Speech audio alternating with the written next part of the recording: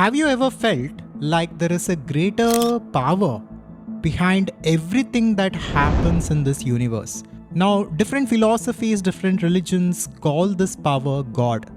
But what exactly is this? And how can we harness this to live our ideal life? I've spent years studying both the modern manifestation teachings and the ancient wisdom of Vedanta. And in this video, I will reveal a simple yet mind-bending principle which can transform our life at a very deep level. And I call this the God power. And basically, to understand this, we will be looking at two distinct teachings. Number one, we will be looking at the Reality Transurfing model, which is a profound exploration of reality and how we can create our own reality by a Russian physicist named Vadim Zeland. And then we will be looking at the principles and the teachings of the ancient Bhagavad Gita. And through this exploration, we will understand how we can make use of the power of God to live our ideal life and to create ideal outcomes in our life. The Advaita channel is about consciousness and conscious creation.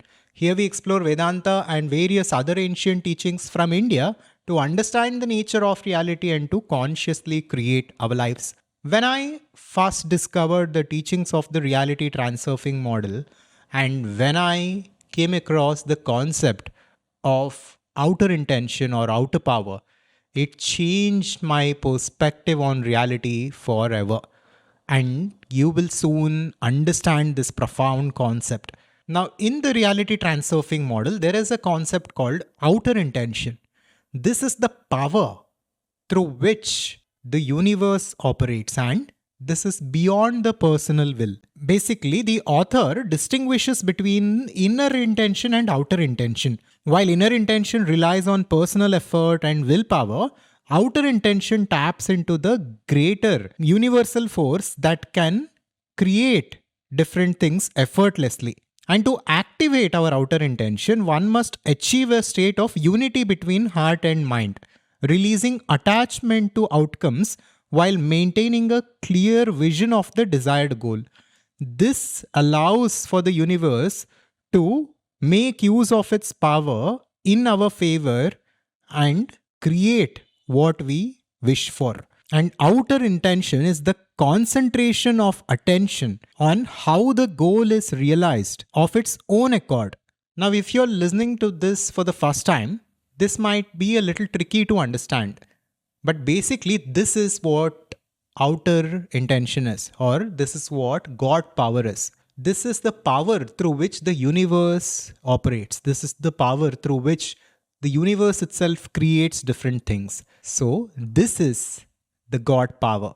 Now, what the author here speaks about is that we can make use of this power by surrendering the attachments of our goals to that power while keeping our attention on the goal.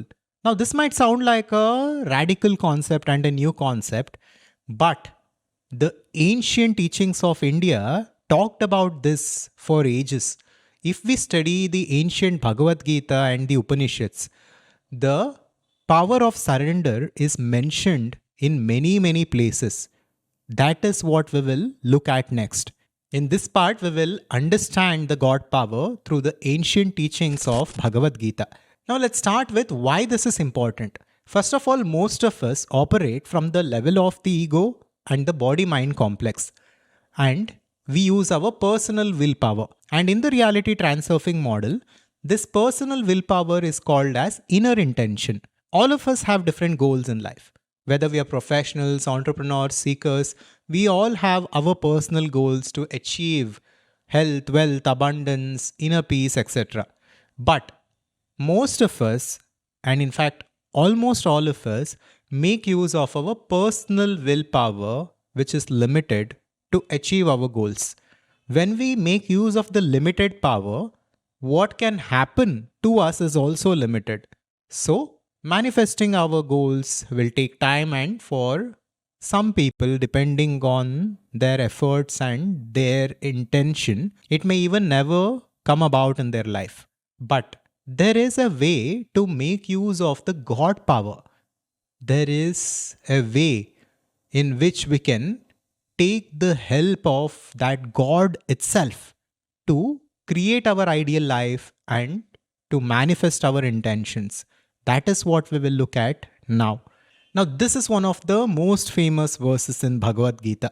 That is, Karmanyeva adhikaraste ma phaleshu kadachana ma karma phalaheturbhur mate sangotva karmani. Here, Sri Krishna tells Arjuna that you have rights to efforts alone, not to the outcomes of your action. So detach from the outcomes of your action and also stay away from inaction. This is a strange teaching. And when I heard this many, many years ago, when my mother told me about this didn't make any sense to me. How can I let go of my attachments to the outcomes of my action and still work, in a committed way towards my goal? Why will I work hard and why will I stay committed if I do not have any expectation or if I do not have any attachment to the outcomes? This is what I didn't understand. But Bhagavad Gita is a very deep teaching and it is multi-dimensional. Based on our level, we will understand something from it. And when I came to the teachings of Reality Transurfing, the concept of outer intention deeply resonated with me. And I understood what Sri Krishna was trying to say. Krishna is not asking us to give up everything. He is simply asking us to let go of the outcomes of our action and surrender our personal will so that we can access the God's will, the God power, the infinite force through which the best outcomes for our life can naturally manifest. Now, first of all, as per Advaita Vedanta, we understand that the external reality is Maya, it's an appearance, and true fulfillment and joy is actually within us. So, we need to tap into that source in order to live a fulfilled life. But even then, even with this understanding, if we want to create something in this world, then it is very important for us to make use of this God power, because this is infinitely more powerful than our thoughts, emotions, etc. Now, let's say you are a professional and you're looking for a promotion at your job. This is your goal. Now, let's understand how the teachings of Bhagavad Gita and Karma Yoga is the highest perspective on this compared to all other teachings and even reality transurfing. Now, as per Karma Yoga, your job is to work diligently, do whatever it takes while being detached from the outcomes of your action. So you will go to work every day, you will do your job happily because you're not attached, to the outcomes of your action. And since you have surrendered your attachment to the outcomes, you have surrendered your personal will. And since your personal will or ego is surrendered, then the divine force, the God power can take effect and it can guide you with different insights, different intuitions to get the job done and to get you promoted. And let's say by chance you didn't get the promotion. Even then, you are not unhappy because you were never attached to the outcomes. You will simply understand that that God power, that infinite force has a higher perspective on reality and maybe something even better is waiting for you. Maybe a better job at a better company or maybe your own business.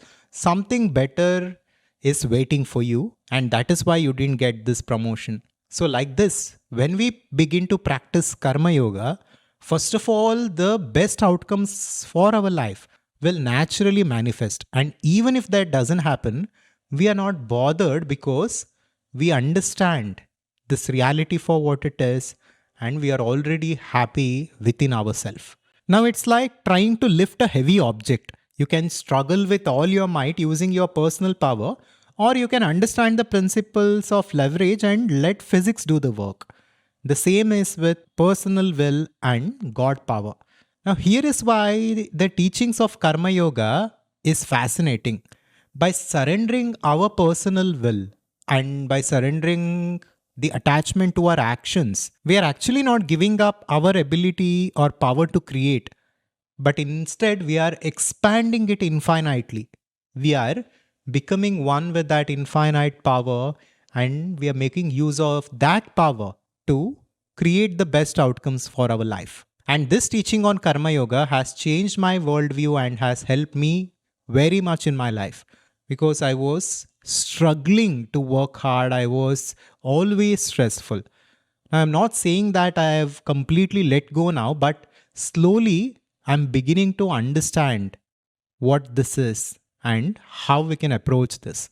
And a little by little, as I'm becoming detached from the outcomes of my action, I can literally see and feel how my life is being transformed. So, make use of this power. This is the infinite potential of God, which is your own self, which is your own essence. And with this, living your ideal life is very easy and effortless. So, how can you begin using these principles and using the God power in your life?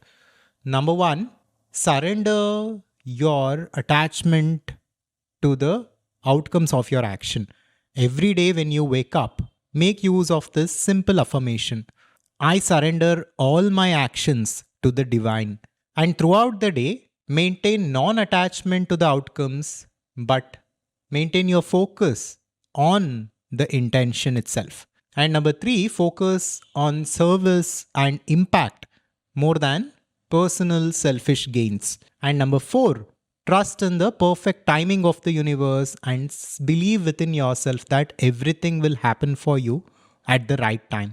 Now, if this resonated with you and if you wish to understand conscious creation, you can check out this important video that we had made on conscious creation. This is so that you can begin to create your ideal life of true fulfillment and holistic abundance in wealth, health, relationships, and inner peace. Now, this is a video which is longer than usual, which is around 30-35 minutes long. But by the end, you would have complete understanding of what conscious creation is and what ACS is. And you can also join us at ACS in order to pursue this further, in order to create your ideal life. Thank you, and I will see you in the next one. Subscribe to Advaita to wake up. Shivoham.